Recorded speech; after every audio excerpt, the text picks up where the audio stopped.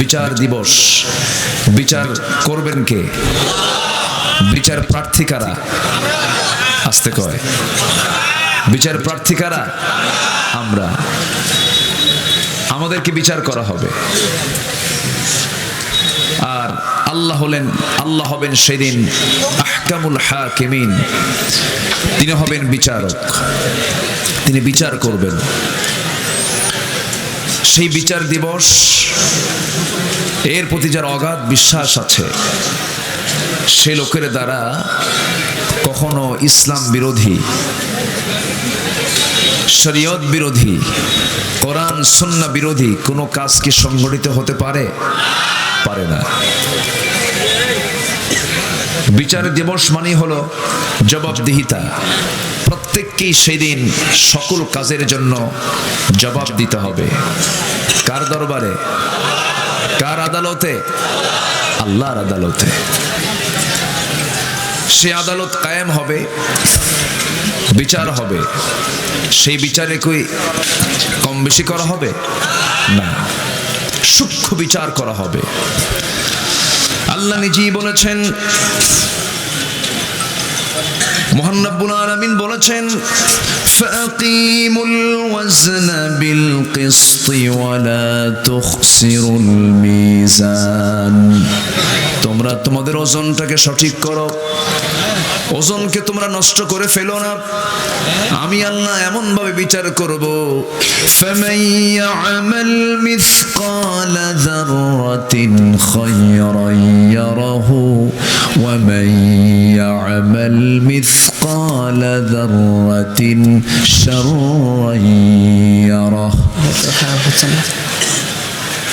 যে বান্দা অনুপরিমাণ ভালো কাজ করবে, তার রেজাল্ট সেই দিন সে পেয়ে যাবে।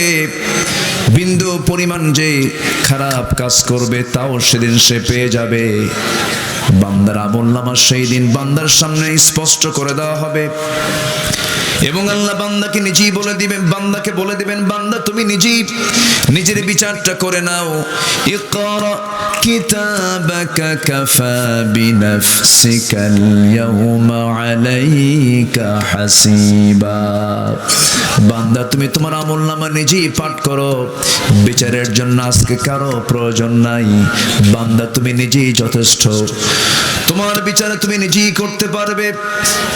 তোমার যৌবন কোন কাজে ব্যয় করেছ, তোমার সমাজ জীবন কার নিয়মে চালিয়েছ, তোমার রাজনীতির মঞ্চ কাকে তুমি মডেল বানিয়েছ, তোমার অর্থনীতির উৎসব কোন অর্থনীতিবিদকে ফলো করেছ, সব কিছু তোমার সামনে আজকে আমি ওপেন করে দিলাম। বান্দা সব তুমি দেখে নাও, বিচারের জন্য তুমি যথেষ্ট। সেই দিন কিছু সংখ্যক বান্দা বলবে কি, এই দৃশ্য যখন দেখবে বান্দাকে জাহান্নামে যেতে হবে, ওই সমস্ত বান্দাগুলো সেই দিন বলে ফেলবে, ইয়াকুলু ইয়া লাইতানি কুনতু তুরাবা। এই দৃশ্য আসবে, আল্লাহ আমি যদি এই মুহূর্তে মাটি হয়ে যেতাম, আমি যদি নিশ্চিহ্ন হয়ে যেতাম। কিন্তু নিশ্চিহ্ন হওয়া আর মাটি হওয়া, নিঃশেষ হওয়ার কি কোনো সুযোগ আছে? আসতে বলবেন না আছে? নাই। অতএব মানুষ ভালো হবে দুনিয়ার প্রশাসন দেখে না আখিরাতের ভয় দেখে? বলেন কিসের ভয় দেখে? আখিরাত। সেই আখিরাতের জবাবদিহিতা যে বান্দার মধ্যে 16 আনা থাকবে, সে বান্দার দ্বারা কখনো কবিরা গুনাহ হতে পারে না। দুঃখজনক হলো সত্য, আজকে মুসলমান আল্লাহর নাম নিতেও লজ্জা পায়। আল্লাহর নাম আবার নিল কেন? কেন নেওয়া হলো? কেন তাকবীর দেওয়া হলো? এটা নিয়ে আবার কিছু বুদ্ধিজীবী বুদ্ধি বেঁচে খায়। কি বেঁচে খায়? বুদ্ধি বেঁচে খায়। এরা আবার বলে যে এইগুলোর কি দরকার ছিল, এগুলো তো জঙ্গির স্লোগান। আল্লাহর নাম নিলে জঙ্গি হয়ে যায় না? আল্লাহর নাম নিলে জঙ্গি হয়? আমার যখন জন্ম হলো, মার পেট থেকে আমি পৃথিবীর বুকে আসলাম, আমার ডান কানে যে আওয়াজ দেওয়া হয়েছিল, সে আওয়াজটা কি? আরো জোরে। বাম কানে যে আওয়াজ, সে আওয়াজের নাম কি? সে আওয়াজটা কি? আজান এবং আকামত আমরা শুনেছি জন্মের পর পর। আচ্ছা, আমরা যখন মসজিদে যাই, জীবনের শ্রেষ্ঠ ইবাদত সালাত, নামাজে দাঁড়িয়েই আমরা কি বলি? আরো জোরে। রুকুতে যেতে, সেজদায় যেতে, সেজদা থেকে উঠতে। আচ্ছা, তাহলে আমার জন্ম হওয়া মাত্রই আমার কানে সে আওয়াজ, আবার যখন মসজিদে নামাজে গেলাম সে আওয়াজ, আবার যখন আমরা সোজা হয়ে যাব, সোজা হওয়া পর্যন্ত কি? আচ্ছা, যখন সোজা হয়ে যাব আমরা, যখন আমার নিথর দেহ যখন পড়ে থাকবে, গোসল করানো হবে, জানাজার প্রস্তুতি নেওয়া হবে, সামনে আমার লাশটা রাখা হবে, যখন ইমাম সাহেব সামনে দাঁড়াবেন সেই সময়ও আওয়াজটা কি? আরো জোরে বলেন। দ্বিতীয় তাকবীর কি? তৃতীয় তাকবীর কি? চতুর্থ তাকবীর কি? তাহলে জন্মেও আল্লাহু আকবার, জীবনে আল্লাহু আকবার, নামাজে আল্লাহু আকবার, মরার পর জানাজাতে আল্লাহু আকবার। আর সেই আল্লাহু আকবার বলতে যারা বাধা দেয়, আমি আমার ভাষায় বলতে চাই, ওদেরকে জানাজা না দিয়া কুত্তা বিড়ালের মতো বিদায় করা দরকার।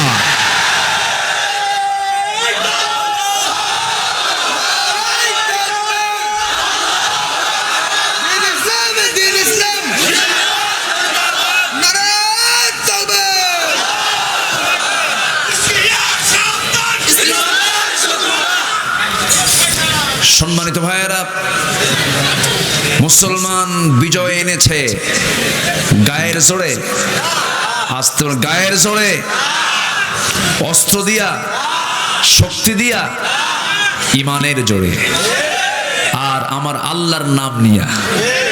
যে কাজ হবে সেই কাজের শুরুতে কার নাম? আসতে বলবেন না, কার নাম?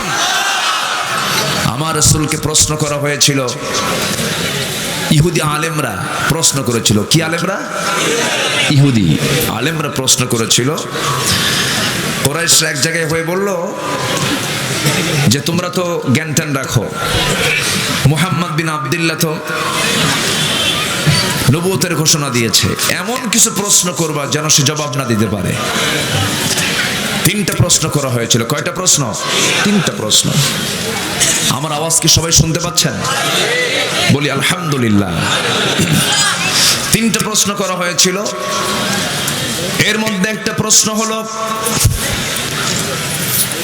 আপনাকে তারা প্রশ্ন করবে আসহাবে কাহাফ সম্পর্কে, যুলকারনাইন সম্পর্কে, ইয়াসআলুনাকা আনির রূহ, রূহ সম্পর্কে প্রশ্ন করা হবে। রাসূলকে যখন এই তিনটা প্রশ্ন করা হলো, সেই সময় রাসূল বলে ফেললেন, শোনো, আমাকে তোমরা যে প্রশ্ন করেছো, এই তিনটা প্রশ্নের জবাব আমি আগামীকালকে দেব, কিন্তু ইনশাআল্লাহ বলতে ভুলে গেছেন। ইনশাআল্লাহ বলতে ভুলে গেছেন। তিনি ইনশাআল্লাহ বলেন নাই, ভুলে যাওয়ার কারণে বলতে পারেন নাই। আমার আল্লাহ তাআলা পরের দিন ওহী নাযিল করলেন না, তার পরের দিন ওহী নাযিল করলেন না। বেশ কিছুদিন চলে গেল। কাফের মুশরিকরা বলল, মুহাম্মদের আল্লাহ মুহাম্মদকে বাদ দিয়েছে। যেরকম নাউজুবিল্লাহ। আমার নবীজিকে একটু জানিয়ে দেওয়া হলো, কয়েকটা দিন বিলম্ব করা হলো। বিলম্ব করে ওহী নাযিল করে দিলেন, উত্তরগুলো জানিয়ে দিলেন এবং এটাও জানিয়ে দিলেন, ওয়ালা তাকুলান্না লিশাইইন ইন্নী ফাইলুন যালিকা গাদান ইল্লা আইয়াশা আল্লাহ। হে রাসূল, আপনি কোনো কাজ করতে গেলে, কোনো কাজের সিদ্ধান্ত নিতে গেলে, ওই সময় আপনি বলবেন না আমি এই কাজটা করব, না না, সাথে সাথে আপনি বলবেন ইনশাআল্লাহ। বলেন বলেন বলেন বলেন। রাসূল যদি ভুলে যাওয়ার কারণে ইনশাআল্লাহ শব্দটা বলতে ভুলে যান, আল্লাহ তাআলা ওহী নাযিল করতে বিলম্ব করেছেন, এর মানে বোঝা গেল কোন কাজ করতে ভুলক্রমেও আল্লাহর নাম বাদ দেওয়া যাবে।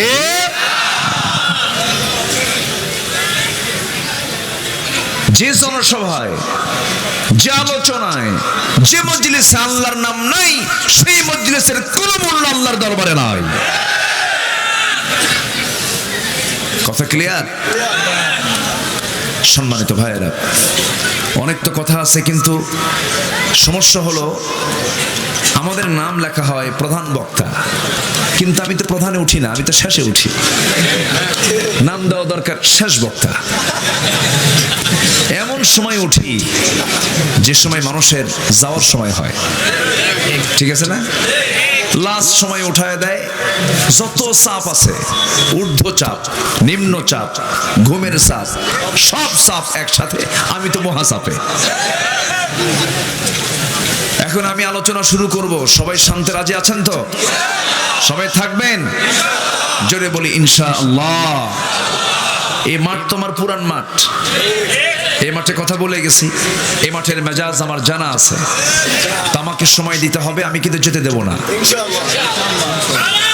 সারা রাত, একজন কইছে সারা রাত না, আমি এত সময় নেব না, ভয় পাওয়ার কোনো দরকার নাই। আমি আলোচ্য তেলাওয়াতকৃত আয়াতকে সামনে রেখে কিছু কথা বলতে চাই। আমরা ভেজাল পছন্দ করি না নির্ভেজাল পছন্দ করি? আমরা কি নকল হতে চাই না আসল হতে চাই? কিন্তু আজকে আসলের দাম বেশি না নকলের দাম বেশি? বলেন। আচ্ছা, সত্যবাদীর গ্রহণযোগ্যতা বেশি না মিথ্যাবাদীর গ্রহণযোগ্যতা বেশি? জ্ঞানীর নেতৃত্ব বেশি না মূর্খের নেতৃত্ব বেশি? মূর্খের। আচ্ছা, সম্মানিত ভাইয়েরা, আজকে যদি জ্ঞানীর নেতৃত্ব যদি থাকতো, সৎ নেতৃত্ব যদি থাকতো, আজকে সমাজের চিত্র কেমন দেখা যেত? আসতে বলবেন দেখা যেত? দেখা যেত না। হয়তো বলবেন হুজুর আপনি কি বলতেছেন, আমরা তো আর নিরক্ষর নাই। এখন আমার দেশে এত পার্সেন্ট শিক্ষিত মানুষ, তারা পড়তে জানে, লিখতে জানে, নিরক্ষর মুক্ত জেলা, অনেক ঘোষণা আসে, কিন্তু আমরা আমাদের শিক্ষা দীক্ষায় ঊর্ধ্বমুখী হলেও চারিত্রিক মান, চরিত্র সীমা, শিক্ষার সীমা ঊর্ধ্বমুখী ঠিক আছে, কিন্তু চরিত্রের সীমা কি ঊর্ধ্বমুখী না নিম্নমুখী? বলেন। নিম্নমুখী। মাইনাস। আজকে কলেজ, ধরুন একটা কলেজ আছে, ইডেন কলেজ, নাম শুনেছেন তো? মাঝখানে কি হলো জানেন না? আচ্ছা, কলেজের এই প্রাঙ্গণ থেকে এমন প্রত্যাশা কি আমরা করি? এমন প্রত্যাশা কি করা উচিত ছিল? আমরা তো কখনো এটা চাই নাই। জাহাঙ্গীরনগর ইউনিভার্সিটি শিক্ষাই দেওয়া হয়, আমরা তো এরকম কখনো ইতিহাস আমরা জানতে চাইনি যে ধর্ষণ করে কেউ সেঞ্চুরি করুক। এটা কি আমরা চাইছি? এগুলো কি ভালো অধ্যায় না কালো অধ্যায়? ভালো না কালো? কালো অধ্যায়। তাহলে শিক্ষা চলছে ঠিক, কিন্তু যে শিক্ষার ভিতরে কোনো প্রাণ নাই, রূহ নাই, কি নাই? মানুষ শুয়ে আছে, দুইটা মানুষ, একটা মানুষ মরে শুয়ে আছে, আর একটা তাজা শুয়ে আছে। যে লোকটা মরে শুয়ে আছে, ওর লাশ কি ঠিক থাকবে? থাকবে না, কারণ তার মধ্যে কি নাই? রূহ নাই, প্রাণ নাই। যে শিক্ষার ভিতরে রূহ নাই, প্রাণ নাই, সেই শিক্ষা জাতির কোনো কল্যাণে আসতে পারে না। আর যে শিক্ষার ভিতরে রূহ আছে, প্রাণ আছে, সেটা দিয়ে জাতির কল্যাণ হবে, ইহকালীন কল্যাণ হবে, এবং পরকালেও নাজাতের একটা বড় মাধ্যম হয়ে যাবে। এখন প্রশ্ন আসতে পারে, হুজুর সেই প্রাণযুক্ত রূহ যুক্ত সেই শিক্ষা কি? সেই রূহ যুক্ত শিক্ষা অন্য কিছু নয়। যে মাদ্রাসার উদ্যোগে আজকের মাহফিল, সেটাই হলো রূহ, মানে প্রাণযুক্ত শিক্ষার প্রতিষ্ঠান হচ্ছে মাদ্রাসাগুলো। বলি আলহামদুলিল্লাহ, জোরে বলি আলহামদুলিল্লাহ। কোথাও কি শুনেছেন আপনারা যে মাদ্রাসার কোনো ছাত্র শিক্ষককে মারছে? আসতে বলে শুনেছেন? বরঞ্চ শিক্ষককে মারবে ছাত্র কখন? শিক্ষক শুধু সামনে দাঁড়ায়, ছাত্র থরথর করে কাঁপে। শিক্ষক ঘর থেকে বের হবে, জুতা জোড়ার সামনে প্রস্তুত। শিক্ষক ওযু বানাবেন, ছাত্র কর্তৃক ওযুর পানি প্রস্তুত। শিক্ষক ওযু করেছেন, সামনে গামছা হাজির। এই সম্মান, এই শ্রদ্ধা আপনি মাদ্রাসায় পাবেন। আর কলেজ ভার্সিটিতে শিক্ষক ছাত্রকে পিটায় না ছাত্র শিক্ষককে পিটায়? আমি কিন্তু বললাম না, আপনারাই বলে দিলেন। তাহলে ভার্সিটিতে ছাত্র শিক্ষক পিটায় না শিক্ষক ছাত্র পিটায়? ছাত্র শিক্ষককে পিটায়। এটা কি সোজা কাম না উল্টা কাম? এটা কি সোজা কাজ হলো না উল্টা কাজ হলো? কেন কেন? সেখানে সেই শিক্ষার মধ্যে কি নাই? রূহ নাই। আমার ভাইয়েরা, রূহের শিক্ষা নিতে হবে, প্রাণযুক্ত শিক্ষা নিতে হবে। আমার নবী যে সময় জন্ম নিয়েছিলেন সেই সময়েও কিন্তু শিক্ষিত মানুষ ছিল। এত বড় বড় কবি ছিল, সাবা মুআল্লাকার কবিগুলো ছিল, হাজার হাজার কবিতা একজন কবির সামনে একবার বললে হুবহু হাজার লাইনের কবিতা আরেকজন মুখস্থ করে ফেলতো। বড় বড় জ্ঞানী ছিল সেই যুগেও, বড় বড় কবি সাহিত্যিক সেই যুগেও ছিল, সব শিক্ষার ব্যবস্থাগুলো ছিল, কিন্তু সেই শিক্ষার মধ্যে রূহ প্রাণযুক্ত কোনো শিক্ষা ছিল না, ডান দিকের শিক্ষা ছিল না। আমার নবী যে যুগে যেই সময়ে দুনিয়াতে এসেছেন সেই সময়ে কবি সাহিত্যিকদের খুব ডিমান্ড ছিল, খুব দাম ছিল। আমার নবীকে আল্লাহ তাআলা ওই সময়ে দিয়ে দিলেন এমন একটা কিতাব, এমন একটা কোরআন দিয়ে দিলেন, সমস্ত কবি সাহিত্যিকদের সমস্ত সাহিত্য ম্লান হয়ে গেল এই কিতাবের কাছে। সবাই শুনে বলল, মুহাম্মদ কোনোদিন মাদ্রাসায় গেল না, কোন শিক্ষালয়ে গেল না, এত সুন্দর কথা মুহাম্মদ কোথায় পেল? এটা তো দুনিয়ার কারো থেকে আসে নাই, কোরআন এসেছে। বাল হুয়া কুরআনুম মাজিদুন ফি লাউহিম মাহফুজ। জোরে বলি আল্লাহু আকবার। তাহলে কোরআন কি দুনিয়া? কোরআন কি দুনিয়ার? কোরআন হলো আসমানের কিতাব, লাউহে মাহফুজে সংরক্ষিত কিতাব। জোরে বলে সুবহানাল্লাহ। দুনিয়ার সব কিতাবের মধ্যে ভেজাল আছে না নাই? আসতে বলে আছে না নাই? এই কিতাবের মধ্যে কোনো ভুল, ভেজাল, সন্দেহ, ত্রুটি, কোনো রং, কোনো অপ্রাসঙ্গিকতা নাই। সকল প্রকারের ত্রুটি থেকে মুক্ত হলো এই কিতাব। আর এই 30 পারা কোরআন মুখস্থ করেছে এদেশের একজন দুজন না, এদেশে এত হাফেজ, জেনে খুশি হবেন গোটা পৃথিবীর কোনো দেশে এত হাফেজ নাই। সংখ্যার বলার দরকার নাই। এই দেশে এত হাফেজ গোটা পৃথিবীর কোনো দেশে নাই।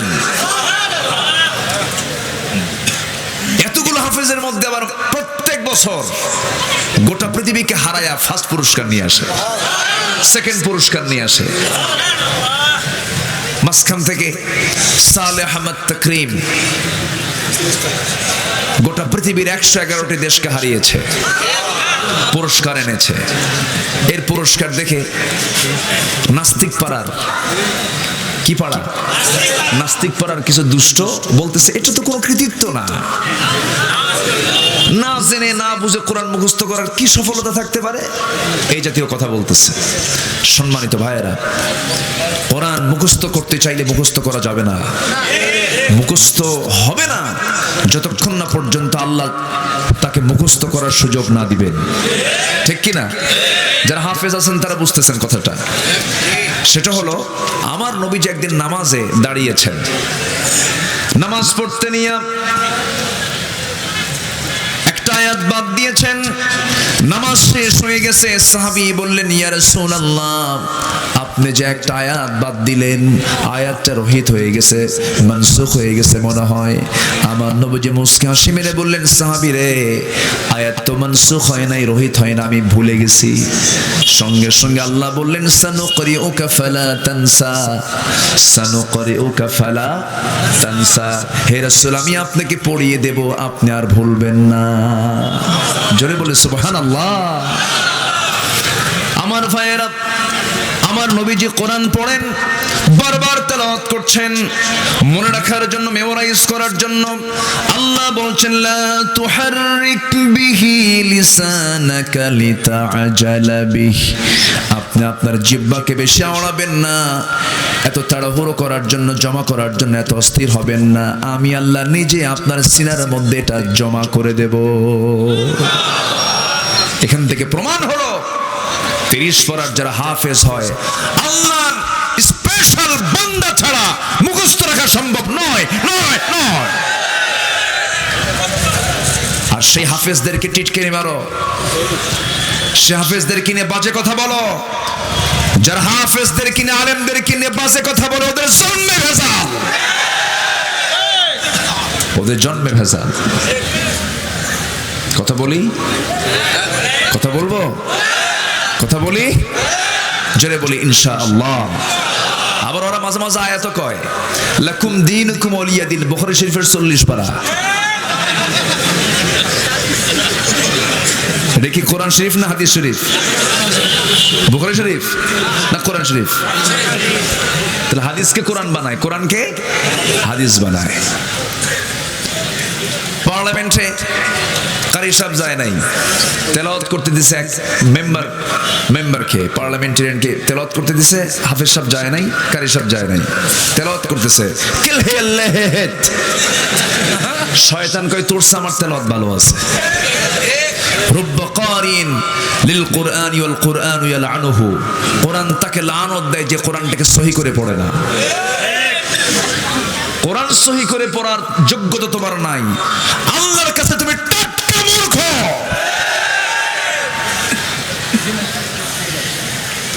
ওরা কোরআন বোঝে কানার মতো। এক কানা গেছে মসজিদে, নামাজ পড়তে গেছে, নামাজের আগ দিয়ে ইমাম সাহেবের সঙ্গে তার বাকবিতণ্ডা শুরু হয়েছে, ঝগড়া। ইতিমধ্যে আকামত শুরু হয়ে গেছে, ইমাম সাহেব নামাজে দাঁড়ায় গেছে, সূরা ফাতিহা পড়ার পর এমন একটা আয়াত বলছে যে আয়াতের অংশ হলো ওয়া কানা মিনাল কাফিরিন। কানা মনে মনে চিন্তা করে, আমি কানা কাফের? কি কথা কি বুঝতেছেন আপনারা? আমি কানা কাফের, তুই আমার কাফের বানালি? কিছু আর বলে নাই, রাগে গোসাই ফেটে বাড়িতে চলে গেছে। পরের দিন আবার নামাজে আসছে, এদিকে ইমাম সাহেবের আবার একটা পা হলো খাটো, ন্যাংরা গোছের, ন্যাংরা টাইপের। ইমাম সাহেব আগের রাতে যে সূরা দিয়ে নামাজ পড়ছে কাম পায় নাই, পরের রাতে আবার ওই সূরাই লাগাইছে। যখন বলছে ওয়া কানা মিনাল কাফিরিন, পিছন থেকে কানা লোকমা দিচ্ছে ওয়াল ল্যাংরানা মিনাল ফাসিকিন। আমি কানা যদি কাফের হই, তুই ন্যাংরা হলি ফাসিক।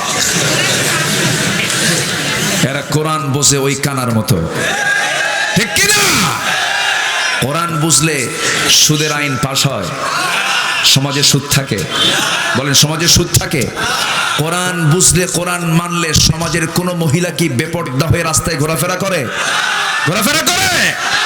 কোরআন বুঝলে সমাজে কি সুদের কারবার থাকে? মদের বোতল কি দোকানে পাওয়া যেত? মদের বোতল তো নাই। আসতে বলে আছে না নাই?